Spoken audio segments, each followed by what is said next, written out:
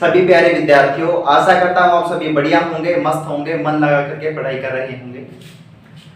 रासायनिक अभिक्रिया एवं समीकरण के पार्ट फर्स्ट में आप लोग का बहुत बहुत हार्दिक स्वागत है। हम लोग रासायनिक अभिक्रिया एवं समीकरण के बारे में इस चैप्टर में पढ़ेंगे। दोस्तों, तो पहला पॉइंट क्या है इसके अंदर कि पदार्थ क्या होता है। पदार्थ दोस्तों ब्रह्मांड में उपस्थित वस्तु, ब्रह्मांड में उपस्थित वस्तु जिसमें आयतन व द्रव्यमान होता है, जिसमें आयतन व द्रव्यमान होता है, उसे क्या कहा गया है दोस्तों? पदार्थ कहा गया। यानी कि पदार्थ किसे कहा जाता है दोस्तों? तो ब्रह्मांड में उपस्थित वस्तु जिसमें क्या हो? आयतन हो। आयतन मतलब स्थान घेरती है। हम किसी भी वस्तु को रखते हैं जब, तो वो क्या घेरती है? स्थान घेरती है। और उसमें क्या हो? वजन हो, द्रव्यमान। ठीक है ना? तो ब्रह्मांड में उपस्थित वह वस्तु जिसमें आयतन व द्रव्यमान होता है, उसे क्या कहा गया? पदार्थ कहा गया। अब पदार्थों के अंदर देखो दोस्तों, परिवर्तन देखने को मिलते हैं। पदार्थों में परिवर्तन, और ये कितने प्रकार का होता है दोस्तों? दो प्रकार का होता है। कितने प्रकार का होता है भाई? दो प्रकार का। तो पदार्थों में जो परिवर्तन है वो दो प्रकार का होगा। एक जिसे हम लोग क्या कहते हैं? भौतिक परिवर्तन, और एक जिसे हम लोग क्या कहते हैं दोस्तों? रासायनिक परिवर्तन। क्या कहा जाता है? रासायनिक परिवर्तन कहा जाता है। एक भौतिक परिवर्तन होता है और एक क्या होता है दोस्तों? रासायनिक परिवर्तन। तो भौतिक परिवर्तन किसे कहेंगे? भौतिक परिवर्तन की परिभाषा क्या होगी दोस्तों भाई? भौतिक परिवर्तन की परिभाषा क्या होगी?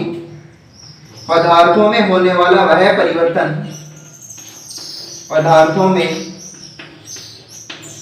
होने वाला वह परिवर्तन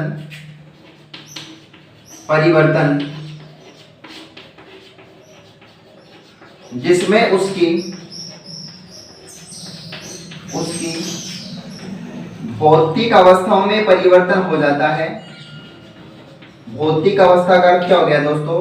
जहां उसके रंग, रूप, आकार, आयतन आदि भौतिक अवस्था में परिवर्तन हो जाता है,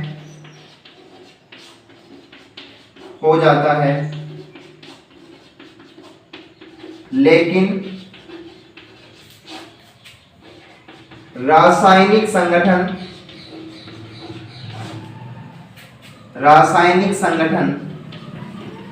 या हम कह सकते हैं कि रासायनिक गुणों में कोई परिवर्तन नहीं होता।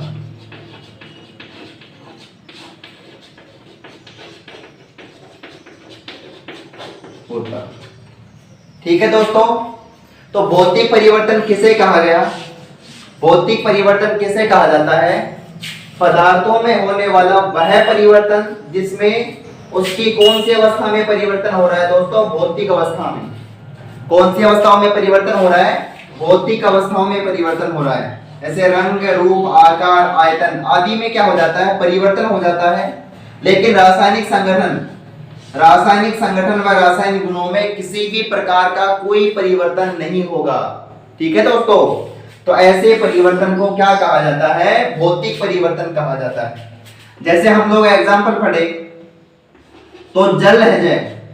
अब जो जल है उनके तीनों अवस्थाओं के अंदर जो अणुसूत्र होगा वो हमेशा H2 ही होगा।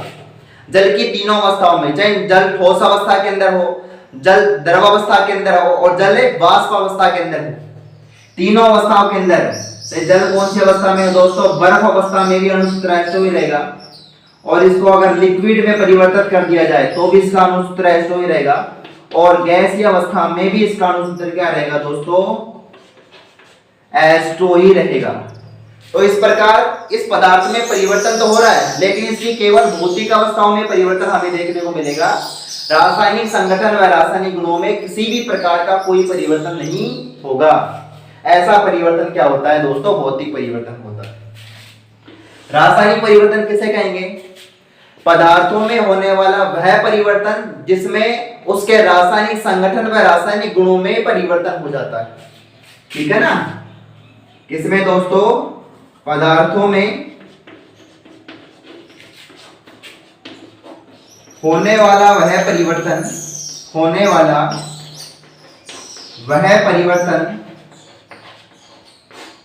जिसमें पदार्थ के रासायनिक संगठन या रासायनिक गुणों में परिवर्तन हो जाता है, तो उसे क्या कहा जाता है दोस्तों? रासायनिक परिवर्तन कहा जाता है। ठीक है ना? पदार्थों में होने वाला वह परिवर्तन है जिसमें रासायनिक गुणों में परिवर्तन हो जाता है। हमें नाम से ही पता लग जाता है दोस्तों, क्योंकि यहां रखा हुआ है भौतिक परिवर्तन, तो भौतिक दशा में परिवर्तन हो गया, या रासायनिक परिवर्तन है तो रासायनिक संगठन व रासायनिक गुणों में परिवर्तन हो गया। जैसे हम लोग एग्जांपल की बात करें तो जो दूध है वो लैक्टिक अम्ल की उपस्थिति के अंदर किसमें बदल जाता है? दही में बदल जाता है। तो दूध का दही में परिवर्तन क्या है? प्रकार का रासायनिक परिवर्तन है। अब हम लोग देखेंगे भाई दूध जो है वो दही में परिवर्तित हो गया, लेकिन दही वापस से दूध में परिवर्तित नहीं हो सकता। ठीक है ना? लेकिन यहाँ हम लोग भौतिक परिवर्तन में क्या देखते हैं? जो गैस है वाष्पावस्था के अंदर जो द्रव होता है वो वापस से वाष्पावस्था के अंदर जो H2 होता है वो वापस से किस में बदल जाता है दोस्तों? द्रव में बदल जाता है, और द्रव वापस से किस में बदल जाता है? ठोस के अंदर परिवर्तित हो सकता है, अर्थात बर्फ में बदल सकता है। ठीक है ना? तो भौतिक परिवर्तन क्या होता है दोस्तों? पदार्थों में होने वाला वह परिवर्तन जिसमें उसकी भौतिक अवस्थाओं में परिवर्तन हो जाता है, ऐसे परिवर्तन को क्या कहा जाता है? भौतिक परिवर्तन। जैसे जो बर्फ है वो किसमें परिवर्तित हो गया? द्रव में, और द्रव वापस किसमें परिवर्तित हो गया? वाष्प अवस्था के अंदर परिवर्तित हो गया। इस प्रकार रासायनिक परिवर्तन क्या होगा दोस्तों? कि पदार्थों में होने वाला वह परिवर्तन है जिसमें पदार्थ के रासायनिक संगठन व रासायनिक गुणों में परिवर्तन हो जाता है। जैसे तो दूध है वो दही में परिवर्तित हो गया, तो दूध के रासायनिक संगठन अलग है दोस्तों, और दही के रासायनिक संगठन क्या है? अलग है। ठीक है? तो इस प्रकार क्या हुआ है दोस्तों? परिवर्तन हुआ है।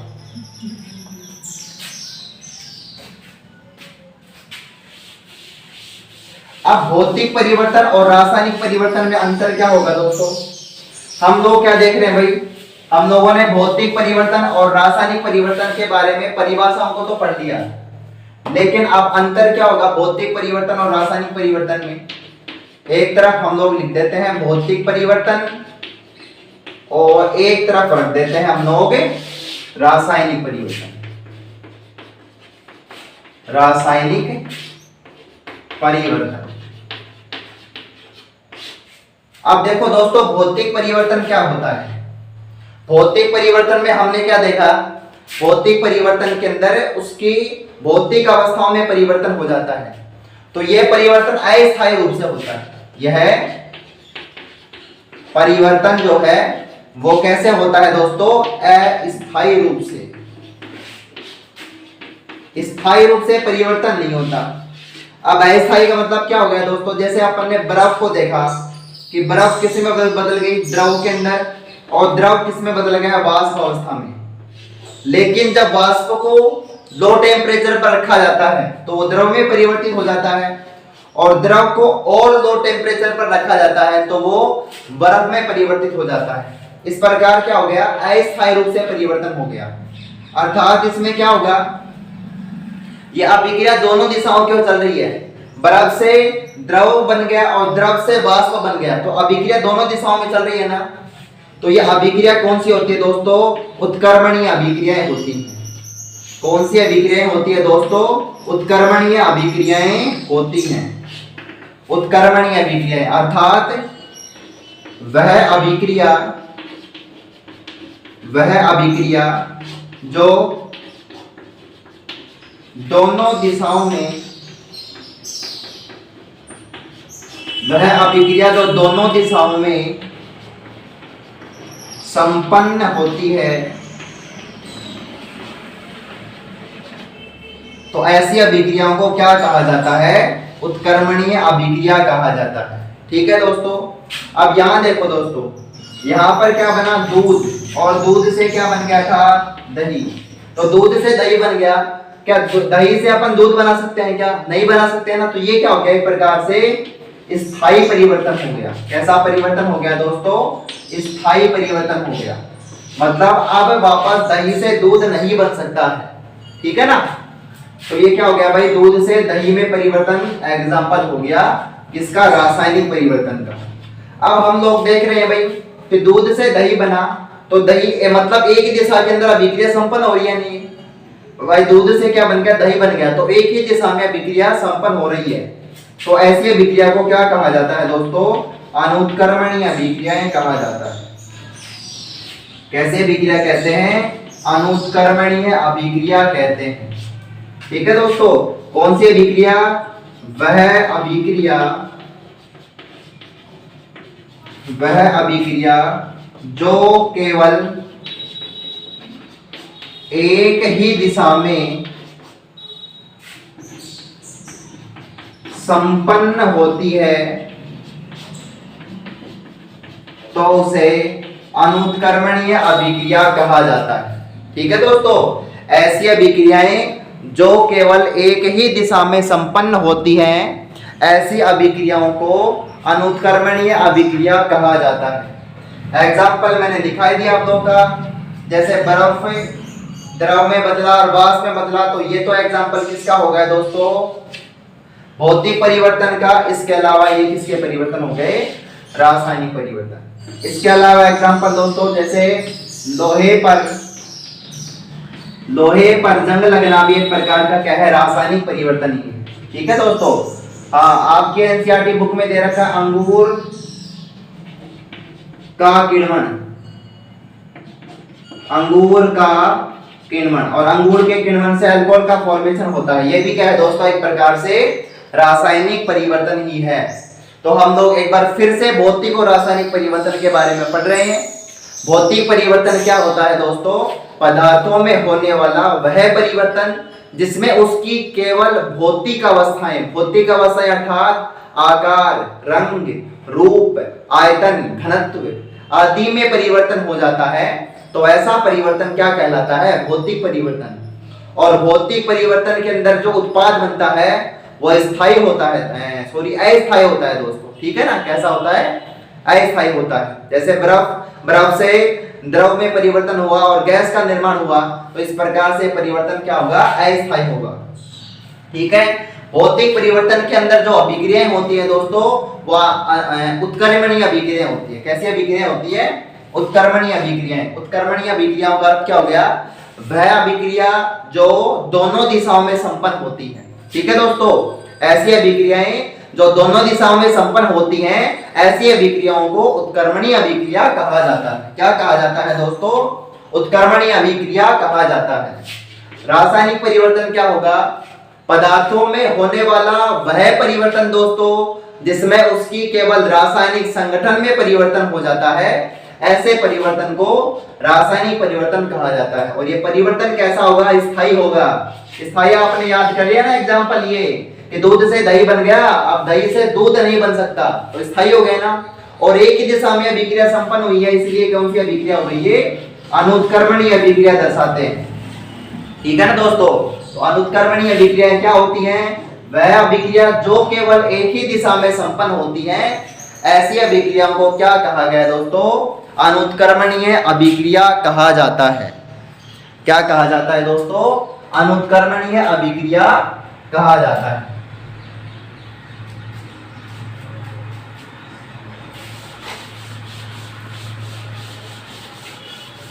अब इसके बाद में हम लोग रासायनिक अभिक्रियाएं क्या होती है दोस्तों, ये हमने भौतिक और रासायनिक परिवर्तन पढ़ लिया। एक परिभाषा हम लोग देखेंगे यहाँ पर कि रासायनिक अभिक्रिया क्या होती है। रासायनिक अभिक्रिया चैप्टर का नाम है ही है दोस्तों। तो रासायनिक अभिक्रिया क्या होती है? देखो हमने क्या देखा भाई, दूध से क्या बना था दोस्तों, दही बना। तो इस पदार्थ के अंदर परिवर्तन हुआ तभी तो दही बना ना भाई। दूध एक पदार्थ है और उस पदार्थ में परिवर्तन हो गया तो क्या बना, दही बना। और हम कहते हैं कि इसमें क्या हुआ है, एक प्रकार से रासायनिक अभिक्रिया हुई। तो हम लोग लिख सकते हैं किसी भी पदार्थ में,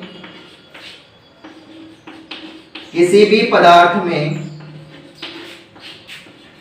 रासायनिक परिवर्तन को, किसी भी पदार्थ में रासायनिक परिवर्तन को रासायनिक अभिक्रिया कहा जाता है। किसी भी पदार्थ में रासायनिक परिवर्तन को रासायनिक अभिक्रिया कहते हैं। ठीक है दोस्तों, तो रासायनिक अभिक्रिया की परिभाषा याद हो गई आप लोग को। किसी भी पदार्थ में जब रासायनिक परिवर्तन होता है, कोई भी पदार्थ हो उसमें जब रासायनिक परिवर्तन होगा तो हम लोग क्या कहेंगे कि इसमें रासायनिक अभिक्रिया हुई है। ठीक है ना, तो इसको क्या बोलते हैं भाई, रासायनिक अभिक्रिया। और रासायनिक समीकरण किसे कहा जाता है दोस्तों, रासायनिक समीकरण। रासायनिक समीकरण किसे कहेंगे, जैसे हमने एक एग्जांपल पढ़ते हैं दोस्तों अधिकांशतः, अर्थात मैग्नीशियम जो है,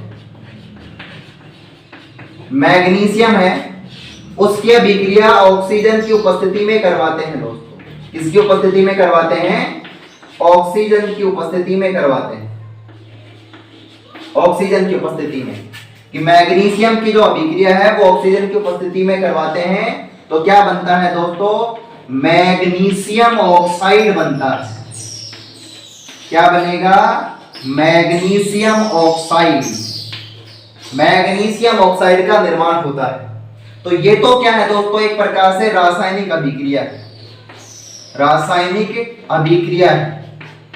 और इस रासायनिक अभिक्रिया को जब, इस रासायनिक अभिक्रिया को जब हम लोग अणुसूत्रों में और प्रतीकों में प्रदर्शित करेंगे, किसके अंदर प्रदर्शित करेंगे दोस्तों, अणुसूत्रों में एवं प्रतीकों में प्रदर्शित करेंगे, एवं प्रतीकों में प्रदर्शित करेंगे। ठीक है ना दोस्तों, किसको, कोई भी रासायनिक अभिक्रिया हो, जब उस रासायनिक अभिक्रिया को हम अणुसूत्रों में एवं प्रतीकों में प्रदर्शित करते हैं तो इसे ही क्या कहा जाता है, रासायनिक समीकरण कहा जाता है। क्या कहते हैं दोस्तों, रासायनिक समीकरण कहते हैं। ठीक है ना, तो यहां पर मैग्नीशियम है, मैग्नीशियम को अणुसूत्रों में प्रदर्शित करो तो मैग्नीशियम प्लस O2 आ जाएगा यहां पर, और किसका निर्माण हो जाएगा, मैग्नीशियम ऑक्साइड का। ठीक है ना दोस्तों, अब ये असंतुलित समीकरण है। आगे हम लोग पढ़ेंगे कि समीकरणों को संतुलित किसे, समीकरणों को संतुलित किस प्रकार से किया जाता है। ठीक है ना दोस्तों, तो रासायनिक अभिक्रिया क्या होती है, समझ में आ गया। रासायनिक अभिक्रियाएं क्या होती हैं दोस्तों, किसी भी पदार्थ में, कोई भी पदार्थ है, किसी भी पदार्थ में अगर रासायनिक परिवर्तन होता है तब हम कह सकते हैं कि क्या हुआ है भाई, रासायनिक अभिक्रिया हुई है।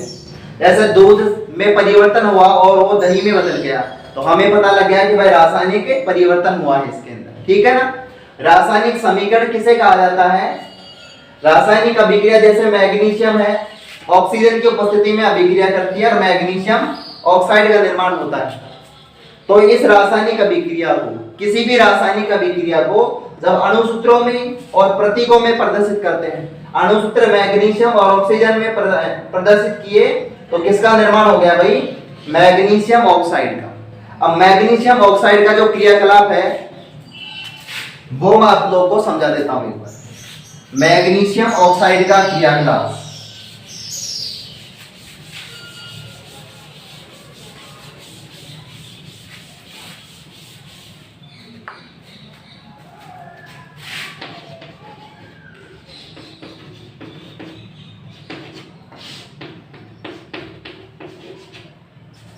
दोस्तों ये पहला ही क्रियाकलाप है 1.1 का, पहला ही क्रियाकलाप है। इसमें क्या होता है दोस्तों, हम लोग मैग्नीशियम लेते हैं, ठीक है ना, और मैग्नीशियम का क्या करते हैं, मैग्नीशियम का दहन करते हैं।